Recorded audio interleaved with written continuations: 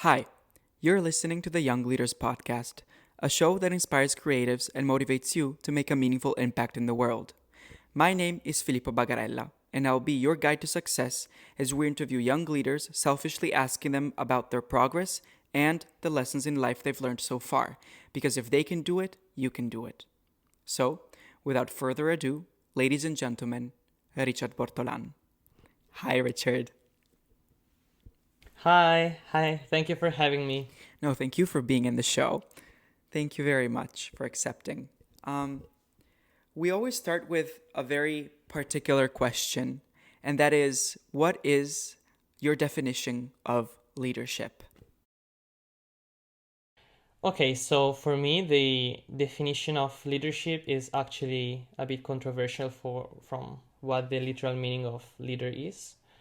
For me, leader is someone who's able to find stability in instability, because the concept of comfort zone has always represent a search for sort of in natural life, because life is never static, and rather we should find comfort zone in something that is moving and always evolving in life.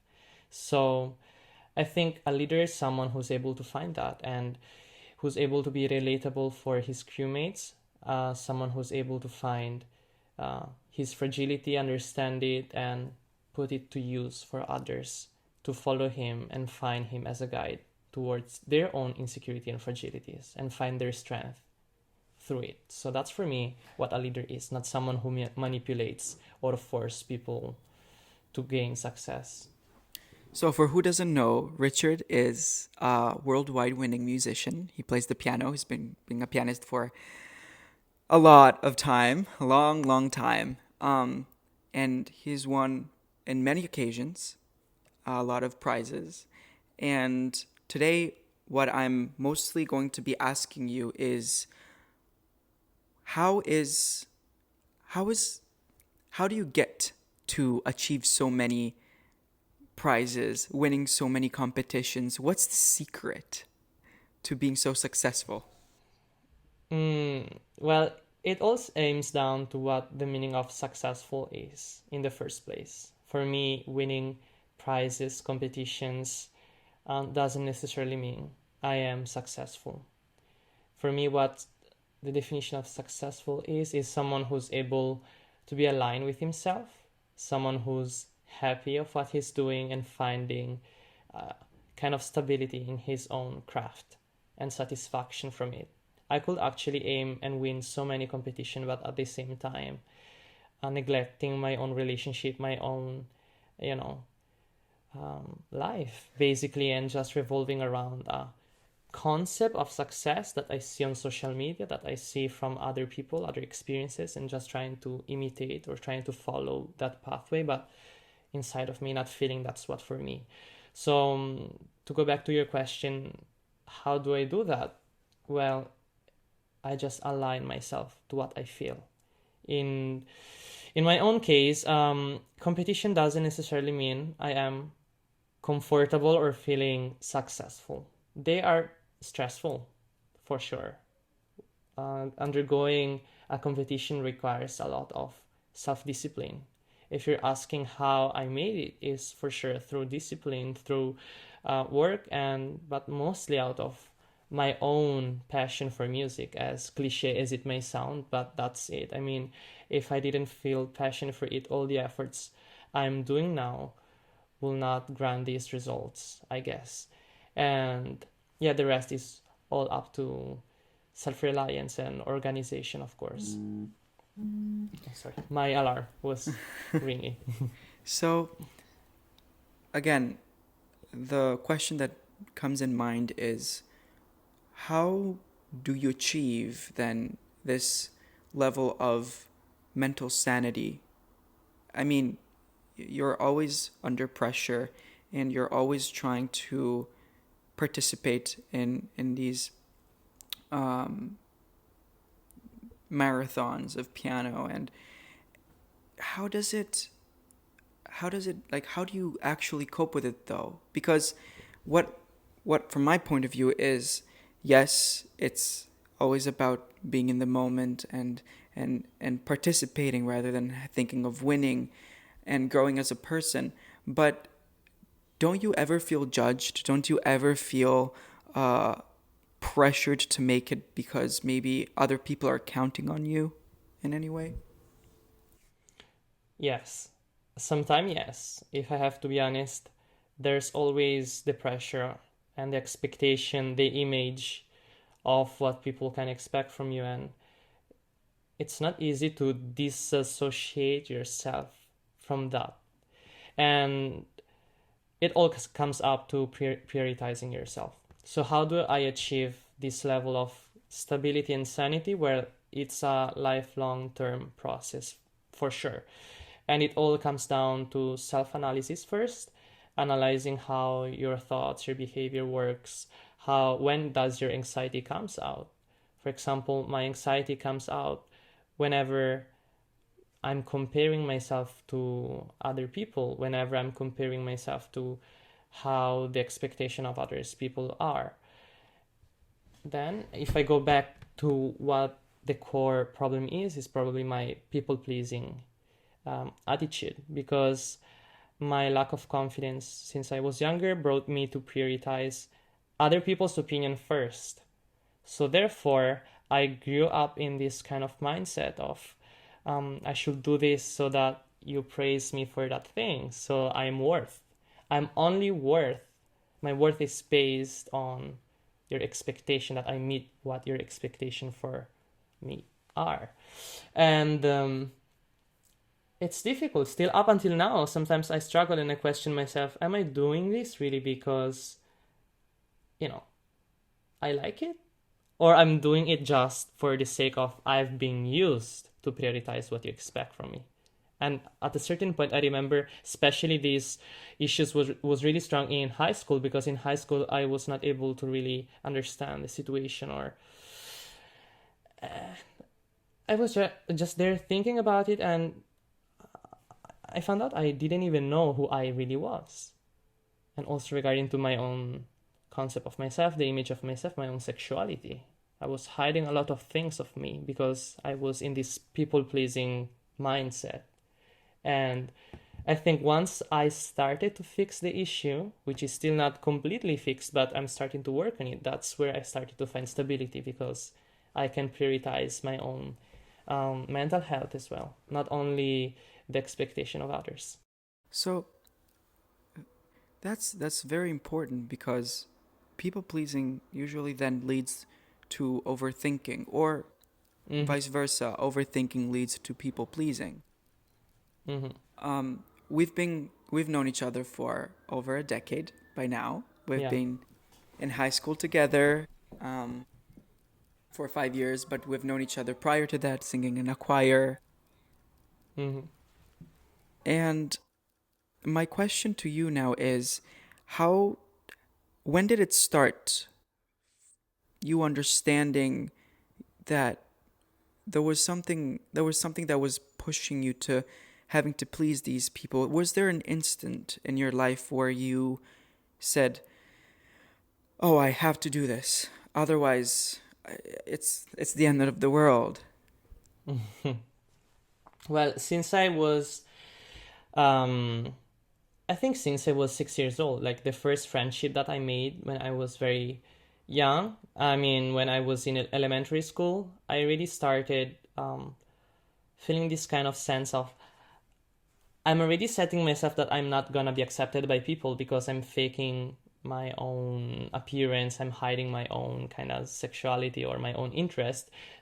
So I need to find some sort of things that are interesting to other people. So I must say the instances where I realized that were the first friends I've ever had. First, friends I've ever had in elementary school. Only few of those lasted up until now. And those were the one which they've witnessed my progress from what I created, what image I created of myself, and then finally finding myself right after. And I remember during those moments where I was heading to school and talking to those people and creating a fake image of myself, then maybe they will try to talk about certain topics, and then I I don't know, I just fake. I just fake to have the same interest of them. I imitate maybe their own action, their own way of talking, just so I could be relatable for them, so that I could be accepted in the group, And it kind of worked at the start. So that's why I continued doing it. I thought it was a kind of healthy behavior. It was like a kind of way for me to be open to you, I'm interested into what you're saying, but I was so afraid of saying no, so afraid of saying I don't like it, so afraid of saying I don't agree with what you're saying to me. And it was always yes. It was always then I always came back home and I said to myself, like, is this who I really am? Like, am I really living my own life? Because I'm 1,000 different people at this moment. And I realized that since a really young age, like it was really suffering. And even though I could not really conceptualize it, I felt it in my body. Like I felt like my energy was being drowned from every single kind of friendship that I had back then. Because I always felt I was not able to express. And every second that I did not express myself, I was dying a little when I came back home. Like it was a second when I went back home that I was suffering and thinking about it and saying, like, what was I saying? Like, that's not me. I would have never said that. I would have never agreed on that sentence. I would have never even went with that gossip or that criticism. I would have never agreed on that. And why I agreed with that? Like, why? That's not me. And So it's so painful, to be honest. you realized that you were basically wearing a mask throughout ever. You weren't ever taking it out, Yeah, which exactly. brings me to another important question, and that is sexuality. So we know that you're gay, and you came out. I think it was 2020. last year of high school, right? Yeah. And it was during our Cambridge exams that we were doing. And I remember it was such a shock in a way, because first it was very much a shock, because in a way I never would have thought, you were so good at hiding who you really were to us, that it never occurred to us to even ask you in general, apart from sexuality, if you were okay.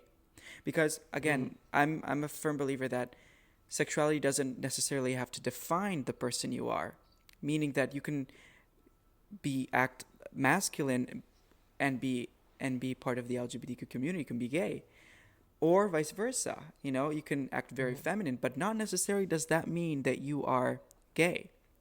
So given this idealism, I never came to the conclusion. I never even thought of having to think, is he gay or not, because it wasn't my business, and I didn't. Yeah. But it hurt me and our small group of friends that didn't know that you were going through this period of years of hiding. So if you had the opportunity to meet someone who is still going currently through this really difficult process of having to deal with sexuality, especially if it's a place where sexuality isn't spoken about enough or accepted, what would you tell them? First of all, I would try to understand the situation with the person. The family situation, first of all, because family is the closest environment that we have, the place that we go back home to, especially if we are young and we are still not living away from our family. We're very much codependent on what they could think of us, and also what type of parenting they have. If your parents are really strict and they, could lead to some consequence on your own freedom, on your own reputation, social reputation, then you must really consider those aspects. Like, I'm not here the person to be, to give, just those free cliche advices of just accept yourself. Acceptance comes within you, but you must also be careful on what the situation in your family is. And in my situation, it was not really much a problem of the family itself, because I knew my parents has always been supportive with me since I was younger, even on other topics, like even with piano, even with music and other choices. Like they were always kind of giving a supportive vibe to me. So it was rather my overthinking, my own self-sabotage mindset that was, giving me an obstacle to kind of accept it and go along with it. So it all boils down to how you fix your own mindset first. Even if you accept yourself, okay, I like boys, you think you kind of like it, but there are all those sort of social minds and criticism that you've been building up yourself from other people perspective since you were younger, that you must also work out and trying to dissociate yourself from. Because yes, I kind of started accepting myself that I like boys, but then when I went to church, because I have Filipino mother and Italian father, and in Philippines Christianity is the main religion. We go to church. We went to church when I was little. Yes, I kind of accepted that inside of me that I like boys, but then in front of the cross, in front of all those people, I still felt no, it's not right. Like and I pray that I would have changed the day after. So the first thing is start to prioritize yourself. Start to prioritize your own self-health, mental health first, because then you will understand, okay, since I should feel good, I should prioritize myself. Then after, you can start work out also the external environment. And don't care too much about things you cannot control. You cannot control what your mother thinks about it. You cannot control what your father thinks about it. You cannot control your friends, how they're going to react to it. But if you build up yourself and you say, fuck it, I'm going to live my own life, it's my own life, then, release the stress from it. You cannot control everything. You cannot be like from everyone anyway. You said something very important that I believe should be underlined. Your mom is from the Philippines and your dad is from Italy. Exactly, Yeah. Philippine flag. Being a biracial kid in Italy, particularly in Vicenza, where we are, isn't very new. There are a lot of biracial kids, but Yes. Asian biracial is very rare. Yeah. I think you were in our year probably the only person. Yes. Yes, you were. Yeah, and I'm taking a I moment was. to Yeah. think, but yes. Have you ever experienced any form of even racism, call it, whether it be sexuality or being biracial and therefore half Asian, especially during Corona? Yeah, I think when I was younger, I did not really receive comments about my um, being biracial, because I mean my facial traits does not really resemble immediately Asian traits. Like for example, I don't know, the eyes. My mother has always that I gain my eyes from my father, and usually it's not something that people kind of guess right away. So maybe this was not something that people notice immediately. Like I have here a picture of myself when I was younger. I have it here. But yeah, I mean, like my eyes were kind of big, You're so and cute. yeah, I mean, like it was not really an issue for me back then. However, you know what? I was really so ashamed of it. Like I grew up being ashamed of my Filipino blood, and I've only came to terms with it only, I think, 2 years ago, when I totally realized how beauty in reality part of my blood is. Because at the start, I think I really believe that it's dangerous to really present yourself to people as having a different kind of, especially in Vicenza, because I don't want to say, but there are many racist people here, especially in the older generation. I think It's a you've very also witnessed some of conservative. those. Italy in Yeah, general very is a very conservative. conservative country for who doesn't know. Yes. And especially also in the northern part, like I mean in Vicenza, like I've witnessed a lot of also my friends that had struggled with that. And especially pure Filipinos that has been born here in Italy but had, both Filipino parents, they have been witnessing this kind of different approach from friends, and usually they find friendship throughout them, their supportive system between them, but not with Italian people. They are always feeling kind of inferior, even in their own way, how they speak and their own facial traits.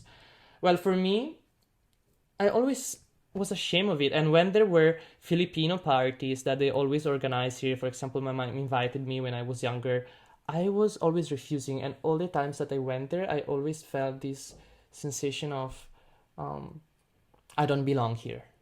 I don't belong here and I wanna kind of escape. And I still don't know exactly what made me. Like, I cannot think exactly if there was an experience of judgment that really made it towards that. But then later, I think 2 years ago when I, entered the relationship that I am still currently in, so 27 May 2020, like that was the time that I met my boyfriend John, which is from the Philippines itself. So it's a long distance relationship. That was the time that, of course, I had to face and embrace part of myself. That was also the Filipino blood. And right now, last year, I went for the first time in the Philippines for 2 months and I completely integrated myself into the beautiful and resilience mindset of Filipino people. And it's so great. Like, they are so generous. Like, I found so many beautiful things that are so different from Italian culture. As much respect I also have for Italian culture, but that was a discovery for me. Like, for people who doesn't know, Philippines is a third world country, so it has a lot of economical difficulties, and I've also witnessed in when I went to visit my own relatives and also my partner, and things has been rough, and to see how they still are able to smile, help you even when they don't have anything to give you, but they do everything still to help you even on the street, even if they don't know you. Like, you find help everywhere and smile everywhere. They sing a lot. The culture of karaoke, like they sing from morning till evening, and you always hear these sounds, these smells. Like, I don't know, it feels so comforting. And that was something that I always felt lacking in childhood here in Italy, to be honest. And I think you could also tell your experience about it. I mean, the difference of the culture itself, no? You feel Yeah, it in your blood. I had something very similar, meaning going back to the to being biracial or even not fitting Yeah. in general. I always had a hard time with that as well because in a way I'm not Italian. I wasn't born in Italy and Mm-hmm. I traveled in many countries So much, for my yeah. parents. So the moment I got in Italy and I arrived there, for me it was a cultural shock in a way because I was in my own little world. I came from Korea back then, so uh, it was a very different shift in society, Mm-hmm. technology, in language. But what I can also say was when you went to going back to you when you went to the Philippines the first time, and when you Mm-hmm. proposed to Jay, the video went Yeah. viral. And I Mm-hmm. remember our friends back in Italy, we were going completely crazy because, that we thought, we first of all, we didn't know you were going to propose to Jay. That's completely fine. Mm-hmm. But on top of that, the fact that you had like 31.2K views or something like that, Mm-hmm. that is a lot. Um, Mm-hmm. so congratulations, by the way, for you and your fiance. Um, but yeah, It let's was go. an inspiring video for A many. very inspiring video because Mm. it made me tear Mm. up. Okay, it was Mm. it was amazing. But let's go back to more the aspect of playing and being in the musical world. When was the moment? And I ask this question often. When was the moment you understood that you were going to play the piano forever? Mm-hmm.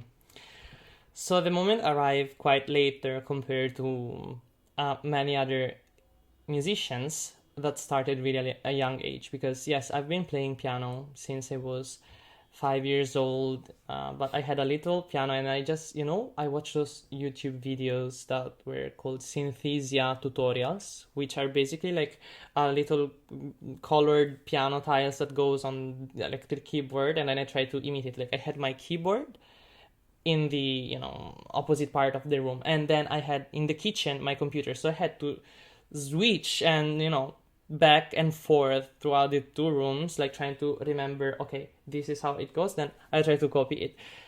No theory, no training in classical music, no musicians in the house.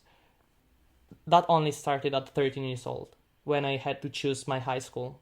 So, here in Italy, we must already choose a specific high school when you turn around 13. So, you must already think what you're going to do. So, I had no idea, like, really, I had no idea. So, I said, what remains to me? Like, I like to play the piano. So, I might as well try to focus on that because, I like it.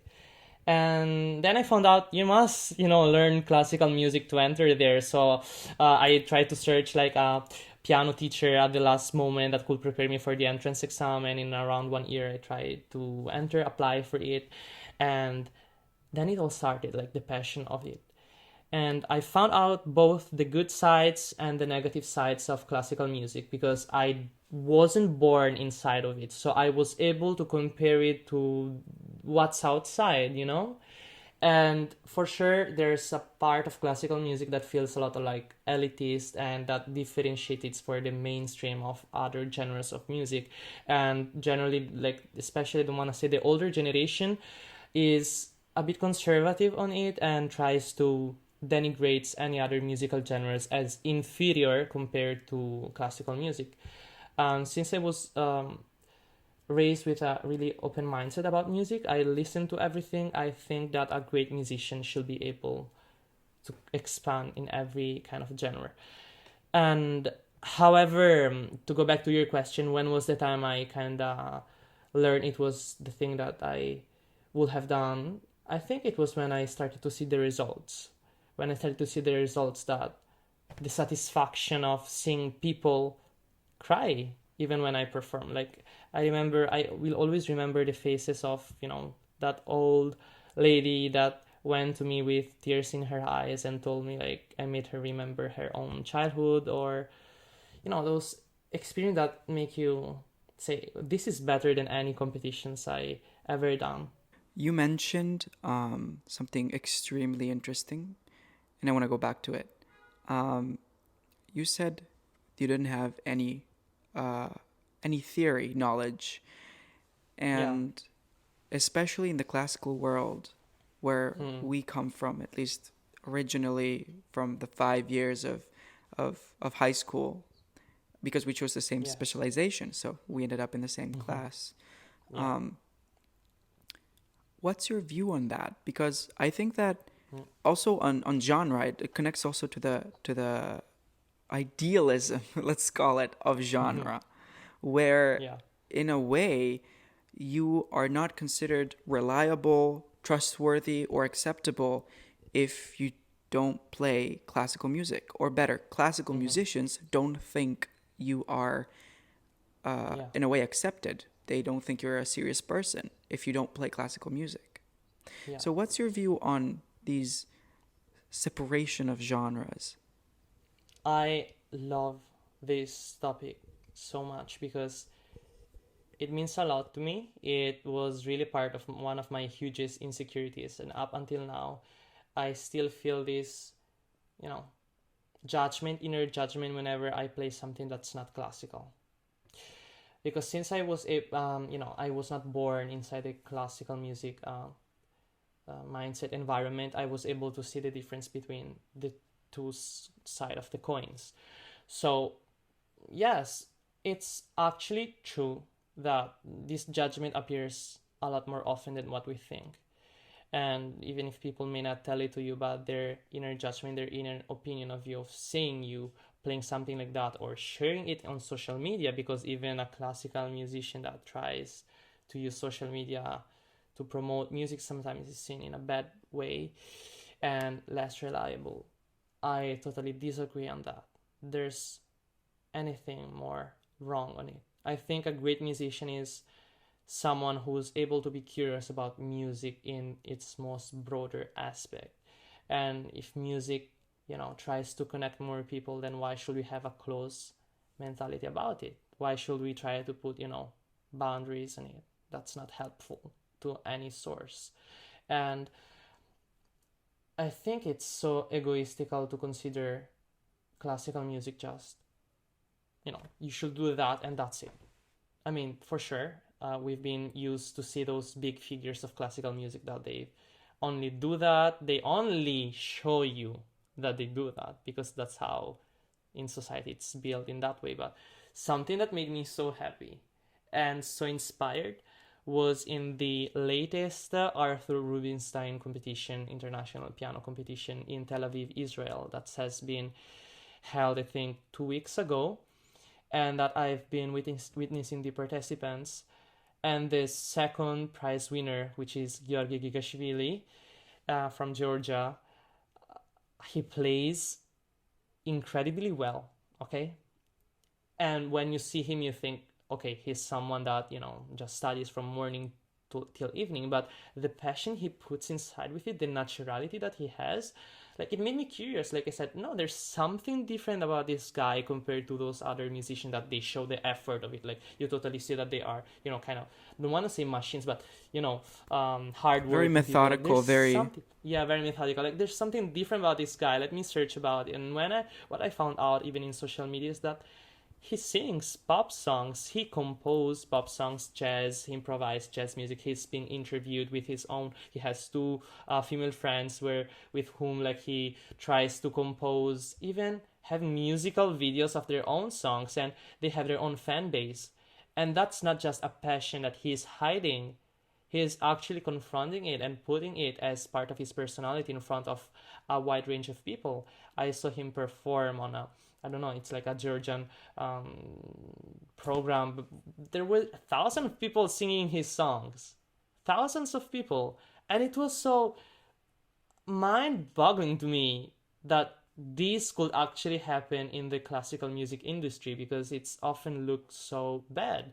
And then when I share that with my friends, I try to do this experiment. I try to show them first his performance in the competition, and I said, "Look at this guy," and they didn't recognize it. Like they could not connect that that was the same person, and that made me like see how healthy he is. Like he gives like a healthy, and because he's not constricting himself only in a little niche. He's not afraid to experiment. He's bold. He's living his life in the fullest way possible. Like he's always been singing since he was little, so why not pursue also that kind of side? I have also a friend of mine, like a pianist, that has also been passionate about dance since she was younger. But once she entered the classical music ambience, she always thought that that's she must always chose that pathway and not, you know, cancel anything she has been passionate about before or just keep it as a side hustle or just like a side passion. No, like that should be a motivation to combine it and create something new because we need new things in classical music environment. We need new stuffs to put together.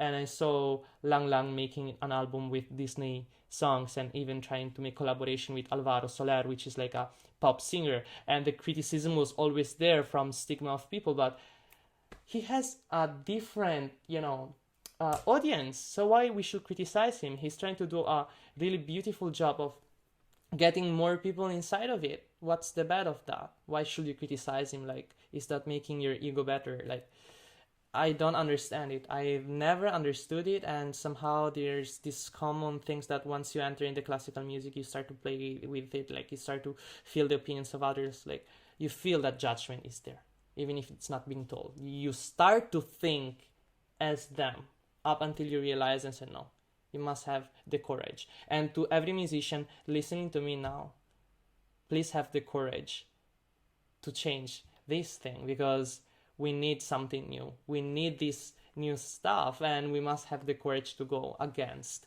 what this, mainstream opinion of classical closeness has.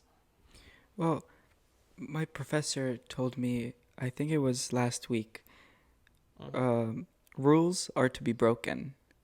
Mm-hmm. And I think that is true in a way because, Yeah. but again, that makes me think about something else though, because think about, you made the example of a dancer, right? You have a friend who likes dancing and who dances. A lot of people who are even dancing pop music, or are working on very modern choreographies, most of them always say, and the best example I can do is BTS, is Mm-hmm. before even they start in the industry, they are sent to study and practice classical dancing in a way, because somehow they believe the technique is more refined, somehow they believe that. But when you look at other great musicians who play klezmer music, who play jazz music, and you ask them, what key are you playing in? They're going to tell you, I have no clue. I just like what I'm Mm-hmm. doing. So Yes. I think it works in both ways. But I believe that only one is the true way to be being honest and being to yourself, and being also in a way truthful to the people that are around you. Because if I decided that I want to play pop music on a piano, no one should tell me, even if I want to go on a musical high school, no one should tell me you need to necessarily start to study the great classical names, Yeah, Chopin, exactly. and these things. Yes, Mm-hmm. they are They could be beautiful to helpful be for played. sure, They can be helpful and they but sound it's not nice, obligatory. Mm-hmm. definitely. But if you can still teach me without having to Mm-hmm. say you need to go back to the classics. Yeah, exactly.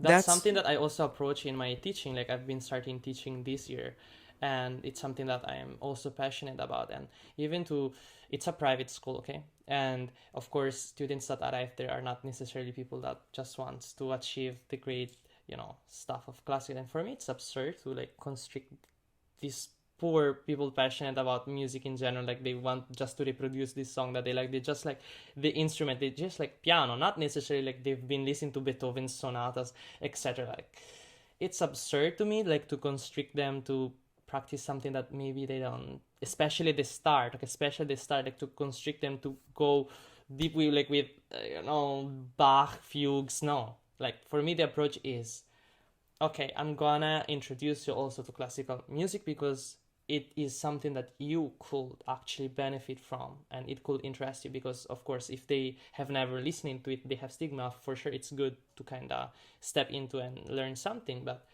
for me it's like always like this: you choose one piece that you like, that you've been listening, that you just like. We find a transcription, we can try to make a transcription that's able for your level, but at least at the start you have the gratification of playing the instrument that you're here to learn with a song that you like, and then that makes you to come back to the lesson with joy, not feeling there, oh my god, I'm playing something that I absolutely don't feel like listening at all.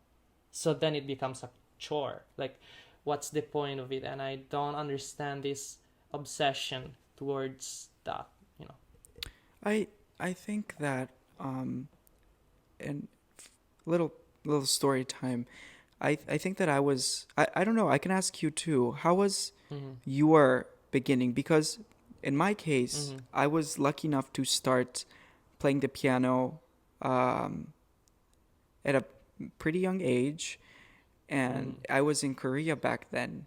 For who doesn't know, I've lived in North Korea for a year because my dad was sent there um, for various reasons for his job, and we lived in this compound for Mm-hmm. foreigners, so we didn't have much contact with the outside world. But I wanted to really learn the piano, and my first serious teacher was this professor who would teach piano at this um, common building area for foreigners, with also, it had a pool, it had a cinema, it had a barber shop, and it only worked on Saturdays and Sundays. During the week it was Okay. for citizens. And he sat me down and asked me, what do you want to play other than piano? He was like, look at the room and choose another instrument. And I said, but I want to play piano. And he said, you're Mm-hmm. also going to play piano, I promise. But choose another instrument, Instrument. because it will show you that you can find pleasure in also doing something else. And Mm-hmm. having this tunnel vision is not going to help you. So I chose percussions. And for a Mm-hmm. year or so, I I played percussions with the piano, and then he would ask me to choose some songs out of a little sound library he had on his iPad, and we'd choose the songs together based on what I could do or could not do at that moment in time. And then I would have a little concert for my parents and my dad and his coworkers. So yes, I was lucky. But what about for you, Richard? Were you kind of forced brutally to begin immediately with classical, or were you lucky enough for someone to ease you in the way you're doing now with your students? So, well, your story was very interesting because I think I had something also kind of similar in a kind of sense. Like, I've had this piano at home, which was like a toy piano, and then I remember my first teacher um, did not train me to classical music because, as I've said, I've only resort to classical music once I started to pursue it in a more serious way for high school. But before, I remember in this first private school that I went to, we had like a different kind of method. With we didn't even have like actual pianos. Like we just had like a keyboard, and there were I don't know if I should define it. It was not like popular songs. It was like those kind of compositions, but they were nice to the ear of a young children. Like it was kind of book with full of imaginative descriptions of like the universe, like this story, like you follow the story of this like kind of astronaut that going to different planets, and each has a different sounds. And I don't know, I was so fascinated with it. Like I could have not wait the next lesson for seeing what to unlock the next piece, like to unlock the next piece also after. And I don't know, it made me so fascinated because for me music was really like description of my um, imagination. And from that, I started also to compose, which is something that I regret because I stopped doing once I entered into the classical music. I stopped composing. But when I was younger, oh my god, like I spent hours trying to reproduce what my dreams were. I was obsessed with um, dreams, also kind of creepy topics, like I don't know, like the Bermuda Triangles or aliens, those kind of creepy stuff that children's like. I was obsessed with it. I remember like my first piece was called Terrore, which in Italian means like terror, and it was based on this kind of feeling of anxiety, like watching those in the night or the clock, the clock ticking The and pendulum creating those kind clock, of or the yeah. pendulum clock and recreating the sound without any musical theory reference of it. And I was encouraged to do so, to work with my imagination. You know what? Yes, maybe now I don't have that I didn't progress with my theory back then because I didn't know how to practice a scale and a correctly. But my imagination that I have now with playing the instrument is something that is I see that it's different from other colleagues of mine. Like I see that like the way they think is more rational. Like, they try to watch a recording spec of other classical pianists. They try to think rationally of harmonical reasons to create. But it's good. Their method works for them. But for me, I noticed that I really work on images. I work on sensations, and maybe just by thinking of that image or that sensation, I immediately can reproduce um, a result that is what I want to recreate. Like it's more connected to what I feel in the moment, and that's also a good side of it, a more freedom side of it. And I totally see this dualism, especially this year, talking with my friends in piano. Like we totally confront each other on it and how different it is.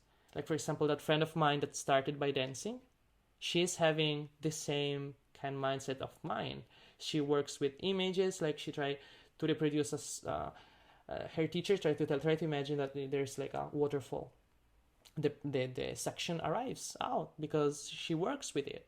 While with other friends, must explain the harmony reason that the dominant seventh chord is more emphasized compared to the resolution, those kind of aspect, and works for them as well. So it just all depends on what you're passionate about. And if you're lucky to be born inside the classical music and you're lucky that that's also what you want to do in life, then you're advanced to it. For me, it was a different story, but still I found my way to still get it. And we are not inferior to them and to that other aspect of academical born method. So, there is one last question that we usually ask in our show, and that is for the person we're interviewing to leave a message to the next person, in particular, a question that then we pass on to the next person. So in this case, I'll ask you first the question from the previous person we interviewed, and then I'll ask you to prepare a question for the next person we interview without Okay. knowing who they are. Okay, so Mm-hmm. I have it here, so I need to read it. And the question is, what do you want your footprint to be in the world? Okay, so that's an interesting question.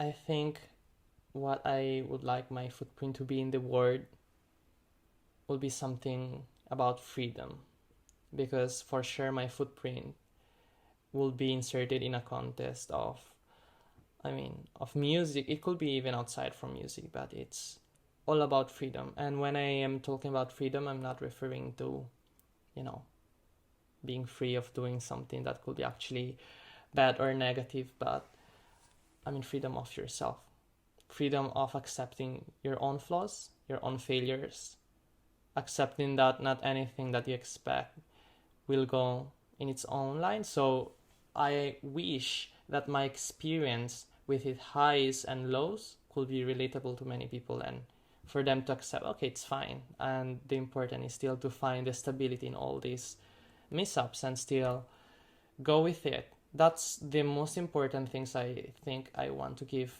to people and to the world, because that frees them.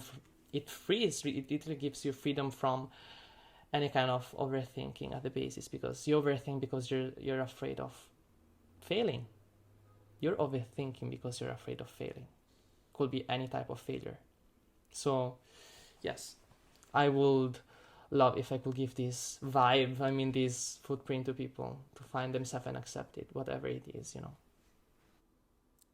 And what is your question to the next person we're going to interview? So, well, since we were talking about freedom, and for me, freedom is also imagination, and I don't know what this person is probably doing, but how do you involve imagination in your own craft? Whether, I don't know, it is your passion or whatsoever.